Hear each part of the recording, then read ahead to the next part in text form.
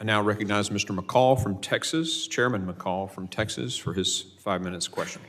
Thank you, Mr. Chairman. You know, I served as chairman of this committee for 3 terms now, the Foreign Affairs Committee, and Mr. Edlow, good to see you. We worked together on these issues, and Secretary Wolf, Mr. Scott, great state of Texas. And I was a federal prosecutor charged with prosecutions at the border. Political asylum is always the magnet, and it has been abused by the cartels for many years. 85% of these claims are not legit, only 15% are. It's very simple. When they're allowed to enter the United States, because we don't have detention space, they are released into our society. They're given a notice to appear, and they disappear. And I've seen this for 20 years in Congress. In fact, my first bill was to end catch and release, and here we are today with the same program.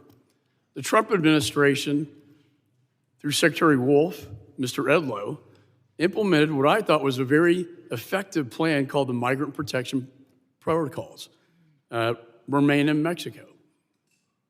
Because they had to remain in Mexico pending their adjudication. If it was legitimate, they were allowed in. If not, they were not allowed into the country. And it brought the numbers down dramatically. So what happened with the Biden administration gets into power? Nearly on day one, Secretary Mayorkas rescinds the order, rescinds migrant protection protocols, remain in Mexico. And what has happened since then? Nearly 100,000 young people died in this country due to fentanyls. Enough has been seized to kill billions of people, 5 million encounters, nearly 100 on the terror watch list, which used to frighten me as chairman of this committee when I would hear of anybody on the terrorist watch list getting into the United States of America.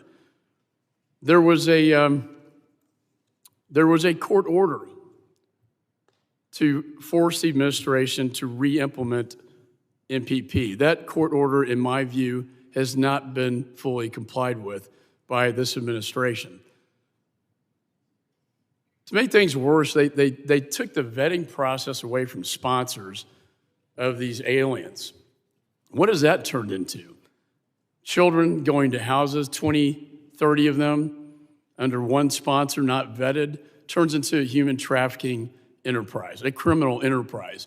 Young girls being sex trafficked and young men going to MS-13 as they try to pay back the cartels. Cartels now are in operation control. When I was down at the border after the rescission of MPP, I asked the Chief of Border Patrol, Mr. Ortiz, is there a direct cause and effect between the rescission of this program and what we're seeing at the border, totally out of chaos? He told me the answer was yes. And every Border Patrol officer will tell you that because they live it. In my state, Mr. Scott, as you know, has spent $4.5 billion just this session to deal with this problem, a federal responsibility. So my question is, do you believe, Mr. Wolf, Mr. Scott, Mr. Edlow, that Secretary Mayorkas is responsible for the consequences that followed of the rescission of MPP?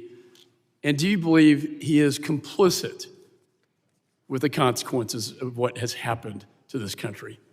So the answer to that is a resounding yes. Obviously, the Secretary ended MPP, Migrant Protection Protocols, so he's responsible for the actions that follow that. And I would just say, look, at the end of the day, it's okay to claim asylum. What's not okay is to simply be released into the country. Or it's not okay to say that there's an immense amount of fraud in the asylum system. DHS knows that. They have the numbers. We all use the numbers that come from DHS, but they simply put blinders on and say, we're okay with that amount of fraud. It's okay for the American people. That's why we implemented MPP, and we did a number of other things. They're not doing any of that now. So all of the folks that are claiming asylum at ports of entry, again, are being released into American communities. That's not okay. I agree. Mr. Scott, Mr. Edlow. I agree fully, and I want to point out MPP made sure people got due process, but they did not get what they want. Most of these people, from my experience, don't really care about asylum. They don't really care about the legal documentation or process. They want to be released into the United States. Once that was taken away, the flow immediately decreased because they couldn't commit fraud. Everybody knew that. This administration got rid of that program intentionally. They're responsible for the results. Mr. Redlaw. I also agree, and there's plenty I could say about MPP in terms of where it comes from, in terms of the INA, but I will just say this.